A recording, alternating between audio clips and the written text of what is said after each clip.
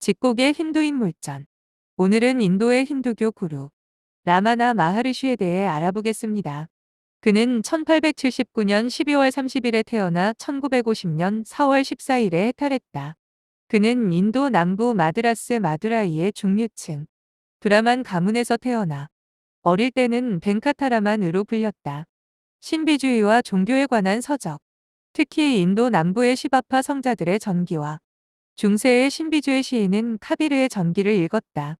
그는 세계가 창조될 때 시바 신이 오늘날 순례자들의 성지가 되어 있는 아루나찰라 산의 불기둥 속에서 솟아나왔다는 전설을 듣고 아루나찰라 산의 마음을 빼앗겼다.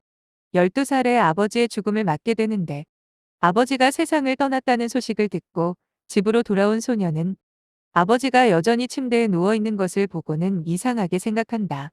아버지가 이렇게 침대에 누워 계시는데 왜 사람들은 아버지가 세상을 떠났다고 하는 걸까? 주위의 한 어른에게 그런 질문을 하자 그는 이렇게 대답해 준다. 아버지가 살아계시다면 일어나셔서 너를 따뜻하게 맞아주셨을 거야. 그런데 그렇지 않잖아. 내 아버지는 이미 세상을 떠나신 거야. 소녀는 그때 처음으로 육체는 그 인간 자체가 아니라는 사실을 깨닫게 된다. 하지만 그것으로 끝이 아니었다. 그의 가슴에는 산다는 것이 과연 무엇인지 삶과 죽음에 대한 커다란 의문부호가 품어지게 된다. 1896년 17세 때 작은 아버지 집을 방문했다. 그 집 1층에서 갑자기 나는 죽는다라는 죽음의 공포를 심하게 느꼈다. 가만히 들어놓은 채 몸이 딱딱하고 차가운 시체로 변해가고 있다고 상상했다. 그는 처음에는 이것도 아니고 저것도 아니다. 네티네티라는 전통적 수행법에 따라 자아탐구를 시작했다. 마하르시는 말한다. 내가 그런 생각을 할 이유는 어디에도 없었습니다. 나는 그 상태가 어떤 것인지도 몰랐고 내가 두려워하는 이유도 알지 못했습니다. 의사나 어른들에게 물어봐야 한다는 생각도 들지 않았습니다. 내게 유일한 문제는 죽음의 의미가 무엇이며 어떻게 하면 그것을 피할 수 있는가였습니다. 나는 이 문제를 즉시 풀기로 결심하였습니다. 죽음은 사지가 경직되고 입술이 굳어지고 눈이 닫히고 호흡이 멈추는 것을 의미했습니다. 죽음에 집중하자 이 모든 일이 경험되었습니다. 하지만 기억이나 자각은 사라지지 않았습니다. 다시 말해, 감각기관은 외부적으로 작용하기를 멈추었으나 내면을 향한 바라봄은 스스로 자리를 잡았습니다. 몸은 죽었지만 나라는 감각은 사라지지 않았습니다. 개체성의 의식은 여전히 남아 있었습니다. 몸은 묘지에 묻히고 제가 되어 사라져도 나는 사라지지 않았습니다. 나는 몸이 아니기 때문이었습니다. 몸은 생기를 잃었고 알미 없었지만 나에게는 알미 있었습니다. 그러므로 생기 없는 몸에게는 죽음이 있었지만 나는 불멸이었으며 의식이었습니다. 몸과 감각이 기능을 멈추었을 때에도 남아있던 알은 감각의 산물이 아니었습니다. 나에 대한 자각은 직접적이었고 스스로 빛나고 있었지만 그것은 어떤 생각의 산물이 아니었습니다. 죽음에도 불구하고 살아남은 실체는 의식이었습니다. 그 깊은 자아의 탐구는 그를 초월하는 의식 상태로 이끌었다. 그는 지나 체험하고 2달 후 고향 마을을 떠나 아루나찰라 산으로 향했다. 아루나찰라 산에 도착한 벤카타라마는 아루나찰라 신을 모신 사원을 찾아갔다. 그 누구로부터도 방해를 받지 않은 채 그는 성소에 들어가 링가 앞에 섰다. 격정이 소용돌이쳤다. 그는 링가를 껴안았다. 잠시 후 격정이 가라앉으면서 완전한 엑스타시 속에서 그는 아르나찰라 신과 하나가 되었다. 그는 사원에서 나왔고 머리를 깎겠느냐는 누군가의 물음에 응하여 삭발했다. 그는 자기가 갖고 있던 남은 돈과 먹을 것을 모두 버렸다. 입고 있던 옷을 찢어 허리만 걸치는 간단한 옷으로 바꿔 입고 그는 다시 사원으로 향했다.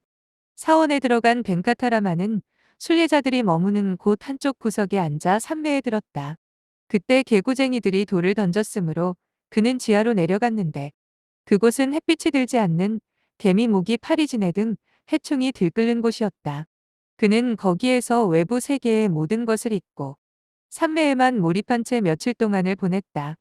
그러고 있던 그를 지하실 입구를 지나던 어떤 사람이 발견했는데 벤카타라만을 깨우려고 아무리 소리를 쳐도 그는 반응을 보이지 않았다. 벤카타라만을 다른 곳으로 옮기기 위해 그가 다른 사람들과 함께 들어 올리자 이 특별한 명상인의 몸밑 부분에서 흙과 뒤범벅이 된 채로 수많은 상처와 피고름이 흘러내렸다.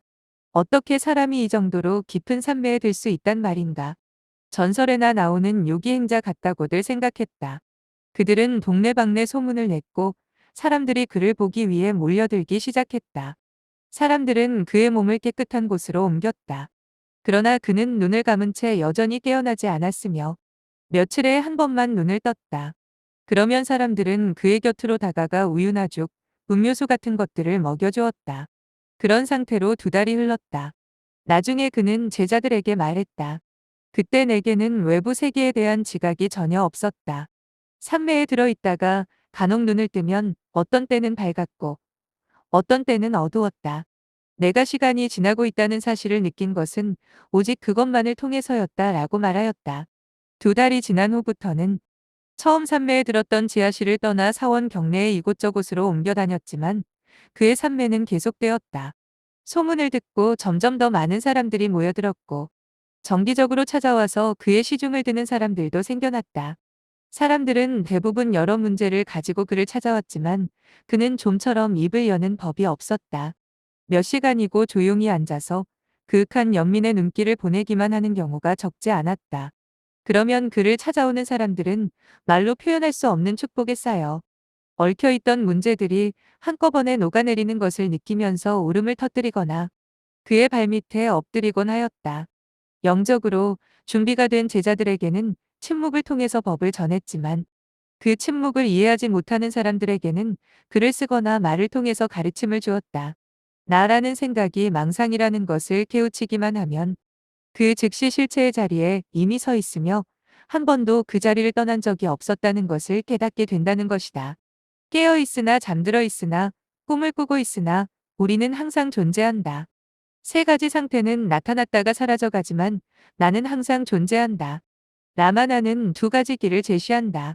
하나는 자아탐구의 길이고 다른 하나는 헌신의 길이다. 헌신의 길은 자기의 모든 것을 절대자, 즉 신에게 완전히 맡겨버리고 에고와는 전혀 타협하지 않음으로써 마음이 사라지도록 하는 길이다. 1949년 라마나 마하르쉬의 오른쪽 팔목 위에 작은 혹이 생기더니 점점 커졌다. 수술을 했지만 치료되지 않았으며 라마나는 마취를 하지 않은 채로 수술을 감당했다. 종양 때문에 고통을 받았지만 그는 여전히 평소처럼 사람들과 면담을 하며 지냈다. 그는 병에 대해 이렇게 말했다. 육체 자체가 우리에게 나타난 일종의 병이다. 그 근본적인 병에 다른 병이 나타난다는 것은 우리에게 오히려 좋은 일이 아니겠는가. 그는 자신의 병을 슬퍼하는 제자에게 이렇게 말했다. 그대는 마치 내가 어디로 가는 것처럼 슬퍼하고 있구나. 내가 어디로 가겠으며 어떻게 가겠느냐. 가고 오는 것은 육체에게나 있는 것이지 어떻게 지나가 그럴 수 있겠느냐. 마지막 날 그는 가까이에 있는 시바난다 스와미에게 말했다. 나는 기쁘다. 1950년 4월 14일 금요일 저녁 제자들이 방 밖에 베란다에 모여서 아루나찰라 쉬바를 찬송하는 소리를 들으며 그의 눈이 조용히 열렸다. 그는 평화로운 미소를 지었고 그의 2눈에서는 눈물이 가득 고여 있었다. 이윽고 깊은 숨이 한 번 있은 다음 그는 더 이상 숨을 쉬지 않았다. 19세기가 끝날 무렵 서구의 힌두 사상을 유행시킨 비베카난다의 성공 이후 크리슈나무르티, 라즈니슈 등 인도의 수행자들은 국내에도 많이 소개되어 왔다. 그러나 근대 인도 최고의 성자라고 하면 단연 라마크리슈나와 마하르시 2사람이 꼽힌다. 이상 힌두인 물전 라마나 마하르시에 대해 알아보았습니다. 경청해 주셔서 감사합니다.